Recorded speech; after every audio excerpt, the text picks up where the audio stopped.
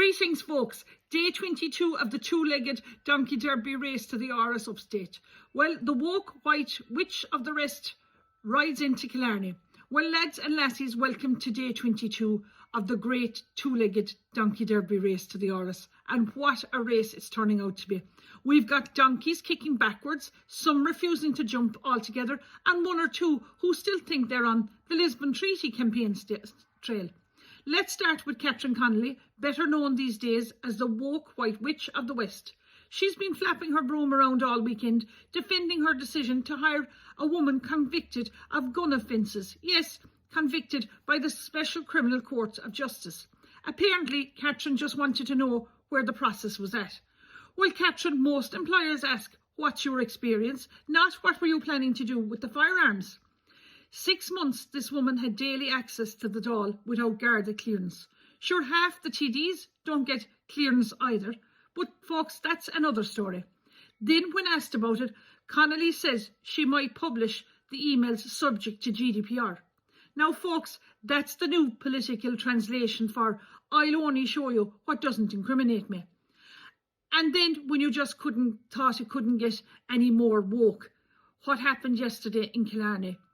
There was a one-stop shop for the migrant community, a Kerry County Council extravaganza that made the Eurovision look underfunded. Over 100 stalls, every NGO in Ireland with a table and a logo. Free buses from every corner of Kerry, Tralee, Listowel, Dingle, Castleisland, Kinmare. The only thing missing was a brass band and a blessing from Brussels. They had information sessions on work permits, education, volunteering, and still our own teenagers can't get a summer job flipping burgers because there's nothing left to flip. Now, don't get me wrong. We Kerry folk have the biggest hearts in Ireland. We've always welcomed the stranger. And as long as the stranger was willing to put in a shift, learn a bit of Gaeilge, and didn't expect free transport from Carsiveen to the Killarney Plaza. But this wasn't about welcome. This was about woke-come, a taxpayers funded pageant to tell us how we should be ashamed for asking where all the money is going. And then there we have Catherine Connolly proudly announcing that she's read the Constitution. I have a copy of An Brunach na hÉireann, she said. Well, Catherine, we believe you, because clearly you've misunderstood every single word in it. Because Article 6 says, all powers of government derive from the people. That means us, Catherine, not the NGOs, not the integration forums, not the Brussels bean counters with their clipboards and grand farms. And meanwhile, Heather Humphreys is taking off about trade missions to a whole new level. She says, look, Heather love, your campaign couldn't reach a level if it had a lift installed by Siemens. Even Fianna Fáil now are voting for Jim Gavin, who's not even in the race. Imagine that. A man who dropped out is still more popular than a sitting minister. You couldn't make this shit up, folks.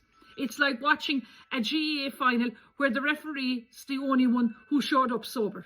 So while the two-legged donkeys are galloping in circles, the people of Kerry are wide awake. We see what's happening. We see our towns changing, our voices being ignored, and our resources handed out like confetti. And we're saying no more. The wild geese are coming home again under Captain Kieran's leadership.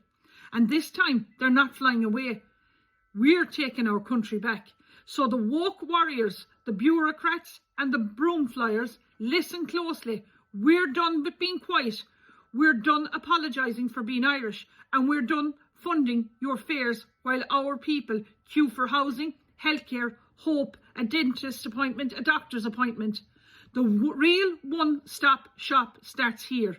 One shop for truth, for courage and for common sense. Killarney belongs to the kingdom, not to the EU.